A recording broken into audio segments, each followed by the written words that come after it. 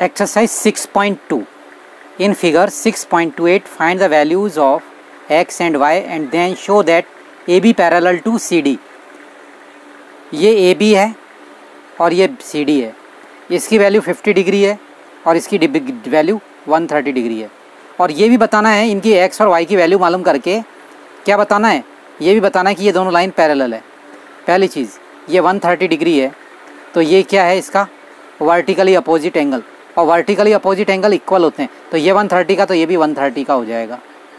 दूसरी चीज़, ये 50 डिग्री का है तो इसके ऊपर एक लाइन के ऊपर जो एंगल्स बनते हैं वो कितने डिग्री के होते हैं, 180 डिग्री के. तो ये 50 का तो ये भी कितना हो जाएगा, 130 का. तो हम क्या करेंगे, इसके अंदर सॉल्यूशन कर रहे हैं इसका. तो ये 130 angle y is equal to 130. क्यों? क्योंकि ये इसका वर्टिकली अपोजिट एंगल है. रीजन लिख देंगे, बिकॉज वर्टिकली अपोजिट. दूसरी चीज़, angle 50 plus X is equal to 180 degree. Angles होने स्ट्रेट लाइन, लीनियर पेयर भी लिख सकते हैं.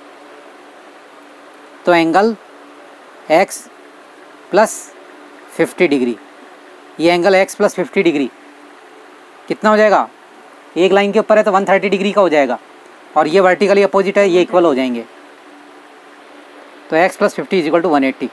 तो angle x is equal to 180 minus 50 degree कितना हो जाएगा, ये angle x is equal to 130 degree. तो angle x is equal to 130 degree, angle y is equal to 130 degree. तो angle x and y are alternate angle.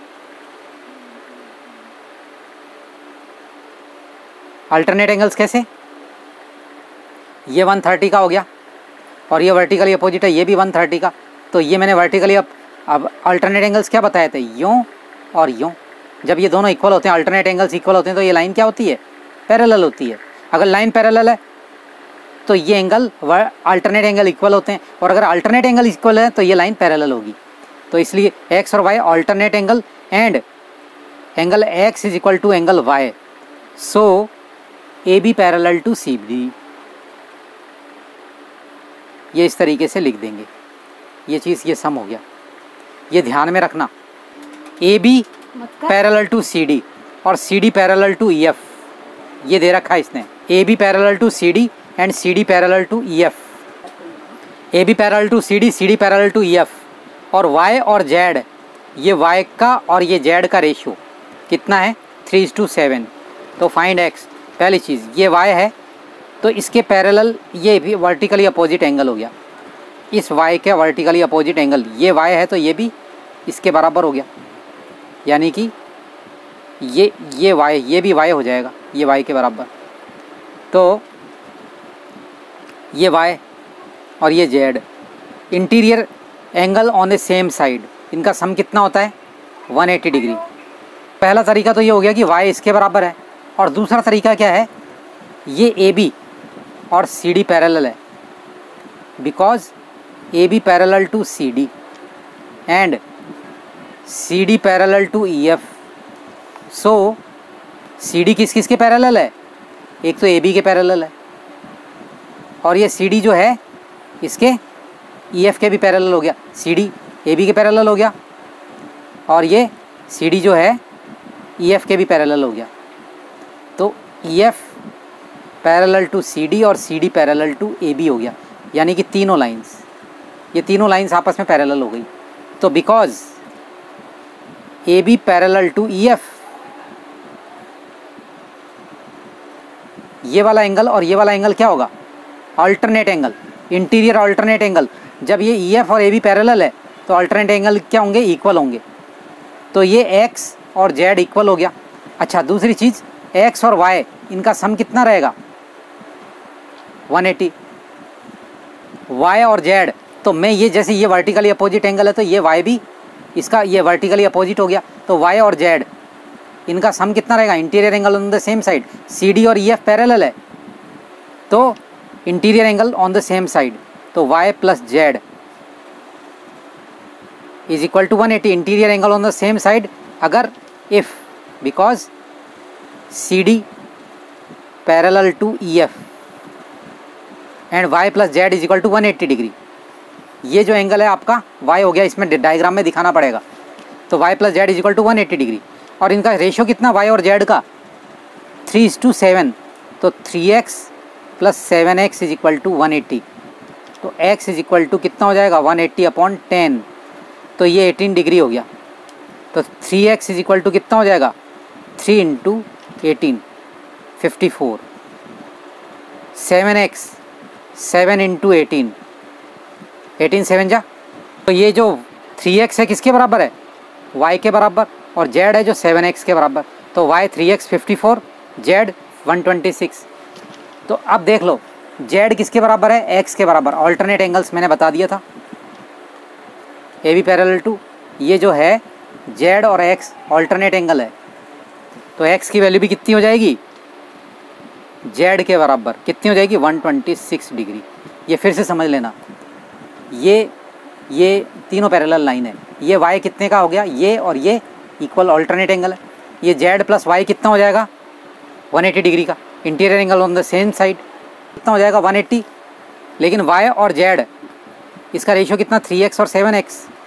तो ये x की value 3x plus 7x is equal to 180। 54 आ गई तो ये y की 54 और z की 126। z और x आपके alternate angle vertically opposite angle है।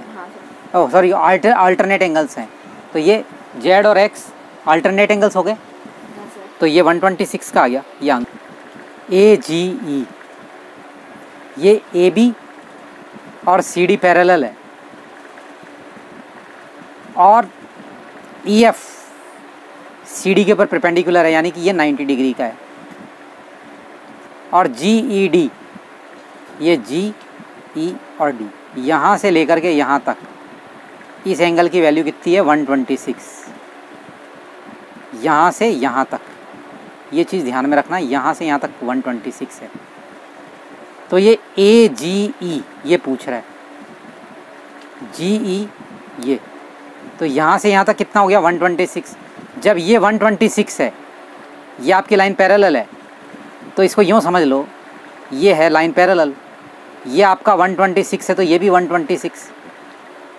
तो ये सेम, सिर्फ इतना सा देखना है, यहाँ से यहाँ तक 126 है, तो ये भी AGE कितना रहेगा 126।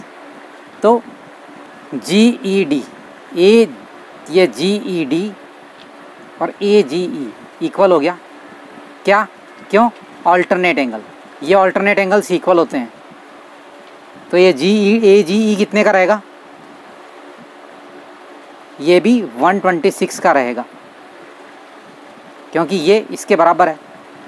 दूसरी चीज़ ये कह रहा है GE और F इतना सा ये एंगल चाहिए, ये 90 डिग्री का एंगल है, यहाँ से यहाँ तक 126 का है और यहाँ तक 90 का है। तो ये एंगल कितना रहेगा 126 में से ये 90 माइनस कर लो, तो ये आपका यहाँ तक का एंगल आ जाएगा। ये 90 का है पूरा 126 का, तो 126 में से 90 माइनस करते ही ये इतना सा एंगल आ जाएगा। आपका जो GED एंगल है इसमें से FED को माइनस कर दिया, यानी कि 126 में से 90 डिग्री को माइनस कर दिया, तो ये आपका GEF आ जाएगा। GEF ये वाला एंगल आ जाएगा इतना सा। तो GEF 126 minus 90 is equal to ये 36 डिग्री आ जाएगा। ये एंगल GEF ये हो जाएगा 36 डिग्री, ये एंगल आ गया GEF। अब ये दूसरा FGE मालूम करना है। पहली चीज़ यहाँ से यहाँ तक ये एंगल कितना है, ये 90 डिग्री है। ये पैरेलल है, ये ऑल्टरनेट एंगल्स हो गए, ये वाला और ये वाला। अगर ये दोनों लाइन पैरेलल है और ये ऑल्टरनेट एंगल है, तो ये 90 का तो ये भी 90 का रहेगा, ये 90 का तो ये भी 90 का रहेगा। तो ये 90 का हो गया, ये आपका 36 डिग्री हो गया। तो ये एंगल मालूम करना है FGE। तो FGE कितना रहेगा 180 में से 90 प्लस ये 36 माइनस कर दो, 180 माइनस 90 प्लस 36 कितना हो जाएगा, ये 126 इसमें से माइनस कर दो, तो ये आपका 54 डिग्री हो गया। GEF 36 डिग्री, FGE 54 डिग्री और AGE आपका 126 डिग्री दे रखा है। तो आपका ये AGE इसके अकॉर्डिंग आ गया GED के अकॉर्डिंग। GED आपका 126 है तो ये आपका ये इसके अंदर आ गया, तो ये तो आ गया 126, ये आपके आ गया 54 और ये आ गया 36। तो ये आंसर इस तरीके से AGE 126, GEF 36 और ये 54।